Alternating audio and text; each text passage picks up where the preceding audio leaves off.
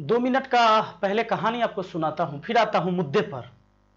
एक बार हिटलर ने क्या किया, अपने सारे अधिकारियों को बुलाकर और उसे कहा कि भाई सब आ जाना, एक साथ आना। सबको बुला लिया अपने पास और वहां पर क्या किया, उसने एक मुर्गे को अपने पास रखा था और उसका एक एक पंख उखाड़ के फेंकते गया। जिंदा मुर्गा था, उसका एक एक पंख उखाड़ के फेंकते गया, यानी कि वो मुर्गा एकदम नंगा हो गया, यानी उसके शरीर पर कोई भी अब एक भी पंख नहीं थे। फिर उस मुर्गे को फेंक दिया उधर कोने में। उसके बाद वो मुर्गा पड़ा हुआ था उधर कोने में जाके, बेचारा एकदम घायल सा, पूरा पंख उसका नोच दिया था। और तब उसने क्या किया कि एक दाने उस मुर्गे की तरफ फेंका, एक मान लो चना का दाना फेंका मुर्गे की तरफ। मुर्गा क्या किया, पटाख से एकदम उछल के उसको कैच कर लिया और उसको खाया।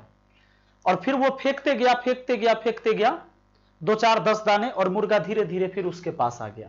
किसके पास? हिटलर के पास। तब हिटलर ने अपने सारे अधिकारियों को यह बताया, यह समझाया कि राज ऐसे किया जाता है। मतलब यह कि उस मुर्गे को यह लग रहा था कि हिटलर ही हमारा मां बाप है, यानी यह मुझे खाना दे रहा है तभी मैं जिंदा हूं, वरना मैं मर जाता। पर उस मुर्गे को यह समझ नहीं था कि उसके पास अगर पंख होते तो वो पंख से अपना आगे बढ़ता जाता, वो घायल नहीं होता, वो जिंदा रहता, तो वो खाना खा सकता था, वो चल फिर सकता था। लेकिन मतलब उसके सारे कुछ खत्म कर दिए, उसके सारे पंख, मतलब उसको बिल्कुल नंगा कर दिया उस मुर्गे को। और मुर्गा को यह लग रहा था कि मैं हिटलर की वजह से ही जिंदा हूं, क्योंकि ये खाना देता है। सेम चीज हमारे यहां लागू होता है। फ्री में कुछ सिलेंडर बट गए, लोगों को लगा वाह वाह वाह वाह वाह वाह, मोदी जी घर घर सिलेंडर पहुंचा दिए। राशन मिल जाता है, कुछ राशन फ्री में मिल जाता है, तो घर घर राशन मिल रहा है। लोगों को समझ में यह आ रहा है कि मुझे सरकार जिला रही है, जबकि उनको यह नहीं पता है कि जो जरूरत की चीजें थी, जो आपके हक की चीजें थी, जो बड़ी बड़ी चीजें थी, वो आपसे छीन कर आपको थोड़ी सी चीजें देकर और आप पर एहसान किया जा रहा है। आज युवाओं का देश ये भारत, और सारे युवा लाचार हैं, परेशान हैं। अब जरा सोच के देखिए, पेट्रोल 100 रुपए लीटर पहुंच गया, सिलेंडर का कीमत आपको 900 रुपया हो गया है, और किसान बेचारे अलग परेशान हैं। सब कुछ धीरे धीरे बेचा जा रहा है। और जहां तक कि इस एग्जाम की बात है, तो जो एसएससी का रिजल्ट आया, अब बच्चा क्या करेगा, कैसे पढ़ेगा? जो बच्चा 200 में से 180 190 नंबर लाकर भी फेल हो जाता है, अब वो क्या कर ले, अपना जान दे दे आपको, तब आप उसे नौकरी दीजिएगा। और ये जो नॉर्मलाइजेशन वाला जो सिस्टम है ना, ये आपका सबसे बड़ा धांधली है। या तो ये जो नॉर्मलाइजेशन वाला जो सिस्टम जिसने आपको सलाह दिया होगा, वो एक नंबर का बेवकूफ और गधा रहा होगा। और तभी होता क्या है कि जो बच्चे नहीं जानते हैं नॉर्मलाइजेशन वाली सिस्टम क्या है, वो समझ लीजिए। अगर मान लीजिए कि कुछ पेपर होते हैं और 3 शिफ्ट 4 शिफ्ट पेपर हुआ, मान लो 3 शिफ्ट पेपर हुआ, 2 शिफ्ट में क्वेश्चन मान लीजिए कि अच्छे रहे, कुछ हार्ड भी रहा, कुछ इजी भी रहा, या थोड़ा सा मतलब उसका लेवल हाई रहा। और हो सकता है कि 3rd शिफ्ट में क्वेश्चन एकदम लो लेवल का पूछा गया। अब क्या किया जाएगा, नॉर्मलाइजेशन करके, अब मान लीजिए आपको 100 नंबर का एग्जाम हुआ, क्वेश्चन आसान था, आपने मान लो कि 90 बना लिए, 95 क्वेश्चन बना दिए। और जिस शिफ्ट में क्वेश्चन थोड़ा सा हार्ड था, उसमें आप कम बनाएंगे, आप 60 बनाएंगे। लेकिन ये नॉर्मलाइजेशन होके क्या हो जाएगा, वो आपका जो 80-90 था वो आ जाएगा 50, और ये 60 जो बनाया था ये 60 हो जाएगा ऊपर।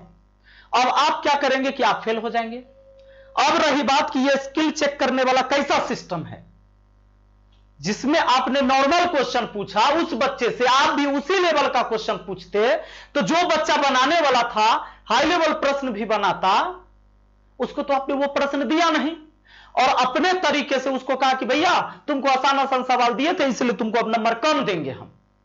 ये कौन सा तरीका भैया, ये कौन सा सिस्टम है आपके नॉर्मलाइजेशन का, ये कौन सा स्किल टेस्ट करने का आपका सिस्टम है? बिल्कुल गलत है। एक तो आप एग्जाम लेते हैं 6-6 साल पर। अब रही बात, अभी ये जनवरी से एग्जाम चल रहा है, जून तक एग्जाम चलेगा रेलवे का।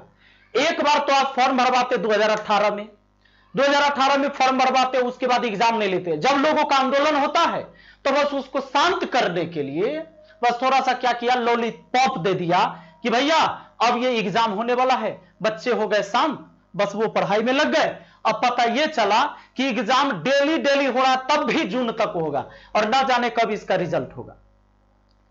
सारे एग्जाम का यही खेला है हमारे बिहार में। तो 2014 से जो बिहार एसएससी का एग्जाम हुआ वो आज तक क्लियर नहीं हुआ है।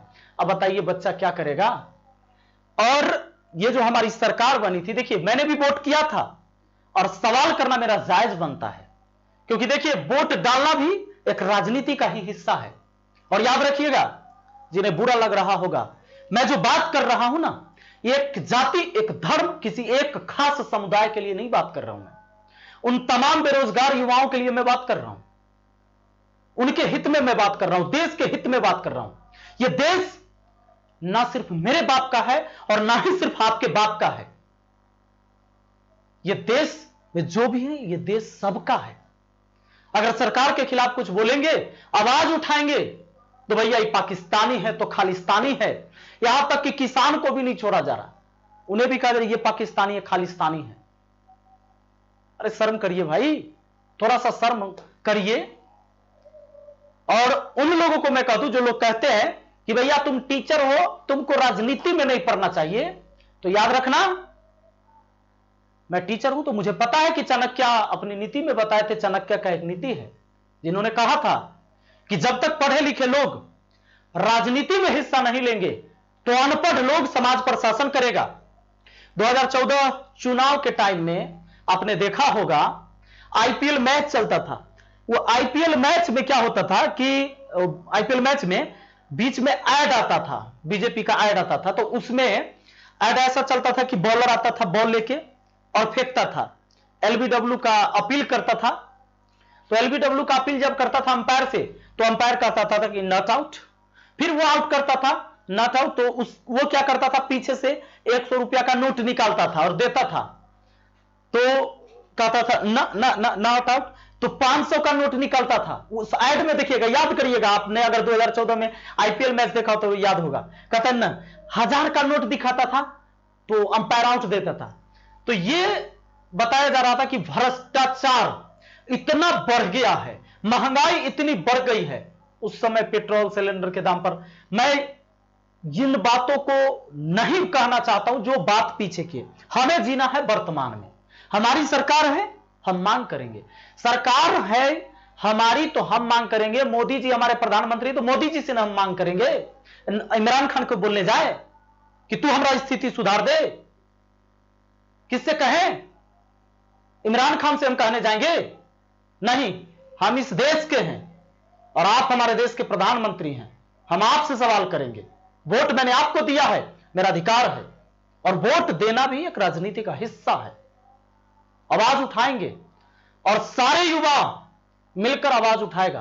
और याद रखिएगा, जिस युवा ने आपको जिताया है वो युवा ही एक दिन आपको बर्बाद कर देगा अगर आप नहीं संभलते हैं। तो यह गलत नीति है। चुनाव हो जाता है 7 दिन में, रिजल्ट पूरे देश का चुनाव करवा लेते हैं, और एग्जाम 7 महीना 7 साल लग जाते हैं। भाई ये ऐसे कैसे चलेगा? अब धीरे धीरे क्या करेंगे कि सारा लफड़े हटा दो, नौकरी मांगे वाला, तो धीरे धीरे सब बेचिए दे। कथित मैं देश नहीं बिकने दूंगा, सौगंध मुझे इस मिट्टी की, मैं देश नहीं बिकने दूंगा, लेकिन देश का कोई चीज नहीं छोड़ूंगा, सबको बेच दूंगा। जो कंपनियां रेलवे खरीदेगी उसको प्रॉफिट होगा, जो कंपनी कोई भी इंडस्ट्रीज खरीद रही है उसको प्रॉफिट हो जाएगा, लेकिन हमको प्रॉफिट नहीं होगा। क्या भाई, ऐसा क्या सिस्टम है, ऐसा क्या दिक्कत है जो अपना ही काम करवा सकते, जो नुकसान हो जाता है? वही चीज कोई और खरीद के चलाए तो उसको मुनाफा हो रहा है, बाकी को नुकसान हो रहा है। आप बुलेट ट्रेन, कर्ज लेकर बुलेट ट्रेन चलाते हैं, यहां की जनसेवा एक्सप्रेस हमारे तरफ से गुजरती है, बाथरूम में 10 लोग बैठे हुए होते भाई, 10 लोग सफर करते हैं। सहरसा से अमृतसर के लिए वो गाड़ी जाती है, बलिया सियालदा जाती है कोलकाता के लिए। उस गाड़ी में बाथरूम में लोग भर के जाते हैं, आप बोगी नहीं भरवा सकते। जो पहले की व्यवस्था है उसे आप तंदुरुस्त नहीं कर सकते। ये झूठ मूठ का। मैं आप सभी से अनुरोध करूंगा कि जितने भी हमारे साथी या तो टीचर हैं जिन्होंने आवाज उठाया है, सत सत मैं प्रणाम करता हूं उनको कि आप इस विद्यार्थी के लिए, जो युवा हैं उनके लिए आप आवाज उठा रहे हैं। मैं उनको बार बार प्रणाम करूंगा और सारे तमाम विद्यार्थी सहयोग करिए सभी को, और ट्वीट करना है हम लोगों को। जो ये आंदोलन चला है कि मोदी रोजगार दो, ये ट्वीट करना है 25 फरवरी को 11 बजे सुबह से। और इतना ट्वीट करिए कि पूरा देश देखे, पूरा दुनिया जान जाए कि रोजगार बहुत जरूरी है। 3 मुद्दा था हमारी सरकार का, 3 मुद्दा। वो 3 मुद्दा क्या था? पहला महंगाई, भ्रष्टाचारी, बेरोजगारी। महंगाई आपको पता है, पेट्रोल कितनी हो गई, गैस कितनी हो गई। पेट्रोल की कीमत बढ़ने का मतलब है हर चीज का कीमत बढ़ना। कुछ लोग को समझ में नहीं आ रहा होगा, उस मुर्गे वाली कहानी है। कुछ लोग को समझ में आ रहा है, हमारा मोटरसाइकिल थोड़े है, हम मोटरसाइकिल थोड़े चढ़ते, हम कार थोड़े चढ़ते हैं, ये पेट्रोल से हम क्या कर लेंगे। अरे पगला, पेट्रोल की कीमत बढ़ गया तो सामान के इधर उधर ले जाने में उसकी कीमत बढ़ेगी। कुछ भी तो खरीदोगे ना, कुछ भी खरीदोगे ना, कुछ बेचने जाओगे ना, तो उसका कीमत बढ़ जाएगा, महंगाई बढ़ जाएगी। पेट्रोल डीजल के दाम बढ़ने से भ्रष्टाचारी खत्म नहीं हुआ। आपको पता है डिजिटल इंडिया हमारा बन गया, डिजिटल इंडिया। ये डिजिटल इंडिया, पहले इंटरनेट का फ्री वाला रिचार्ज आया मुकेश भाई अंबानी का, उसके बाद 199 में 3 महीना चल रहा था, और पता चला 249 में 1 महीना चल रहा है। महंगाई वहां भी है, शायद किसी को ना समझ में आ रहा या ना देखा। और वो भी 249 में अब 24 दिन चल रहा है। पहले 28 दिन वाला लफड़ा था, 28 दिन से अब कर लिया 24 दिन। ये सिस्टम चल रहा है। बाकी सारा चीज आप जानिए रहे। ये डिजिटल इंडिया में एग्जाम हो रहा है ऑनलाइन, ऑफलाइन एग्जाम होता था ना, तब 5-6 गो संडे के एग्जाम होता था, एसएससी के एग्जाम खत्म हो जाता था खाली संडे एग्जाम होने पर। आज डेली एग्जाम हो रहा है, डेली एग्जाम हो रहा है। रेलवे के एग्जाम जनवरी से जून तक चलेगा। ये कौन सा डिजिटल इंडिया है भाई? कैसा फास्ट हो गया इंडिया है? और ये बेरोजगारी तो भैया पते है, कहते कि साल में 2 करोड़ नौकरी देंगे। पता चला कि अब तक भी 2 करोड़ नौकरी नहीं दिए और 10 करोड़ नौकरी खा गए। जो नौकरी में था उसको हटा दिए। बहुत गलत बात है। हम लोग को आवाज उठाना है और यह लगातार चलेगा मुहिम जब तक कि एसएससी का जो रिजल्ट आया है, अभी इस एग्जाम को दोबारा करवाया जाए। और ये जो क्वेश्चन सेट किया जाता है, ये नॉर्मलाइजेशन सिस्टम वाला है, इस सिस्टम खत्म होना चाहिए। ये फालतू का सिस्टम है, ये विद्यार्थी को गुमराह करने का सिस्टम है। तो ट्वीट करना है हमको कि मोदी रोजगार दो, और अगर आप 2 करोड़ नौकरी कहते हो तो आप कब दीजिएगा 2 करोड़ सालाना नौकरी। 11 बजे सुबह हम लोग लगातार जुड़े रहेंगे, लगातार वीडियो बनाकर हम आपको अपडेट करते रहेंगे। आप जुड़े रहिएगा। और जितने भी हमारे सब्सक्राइबर हैं, कम से कम आज 3 मिलियन सब्सक्राइबर होने वाले हैं, तो 28 लाख विद्यार्थी से अनुरोध है हमारा कि सब लोग ट्वीट करिएगा मोदी रोजगार दो, और ट्विटर पर यह ट्रेंड करना चाहिए। तारीख याद रखिएगा 25 फरवरी 11 बजे सुबह।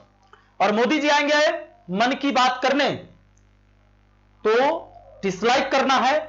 और इतना कमेंट में देखो, हमें गाली नहीं देनी है, हमारे आदरणीय प्रधानमंत्री जी हैं तो गाली नहीं देनी। हम पढ़े लिखे लोग हैं, वैसे नहीं करते आंदोलन। हम कमेंट बॉक्स में लिखेंगे केवल मोदी जी रोजगार दो, मोदी जी रोजगार दो, मोदी जी रोजगार दो। और कमेंट इतना लिखना कि कमेंट बॉक्स बंद करना पड़ जाए फिर से। और डिसलाइक करना। मन की बात नहीं होगी, युवाओं की बात होगी इस बार। बहुत बहुत धन्यवाद। और वीडियो को शेयर करना तमाम विद्यार्थियों तक पहुंचाइए। और जितने भी टीचर लोग हैं जो बच्चों का सहयोग कर रहे हैं, उनको मैं बार बार प्रणाम कर रहा हूं। जितने भी यूट्यूब पर वीडियो बना रहे या सोशल मीडिया के किसी भी प्लेटफॉर्म से, सब लोग सहयोग करिए इन युवाओं को, क्योंकि ये युवा है तभी हमारा देश है। अपने देश को बचाना है। थैंक यू, धन्यवाद। जय हिंद, जय भारत।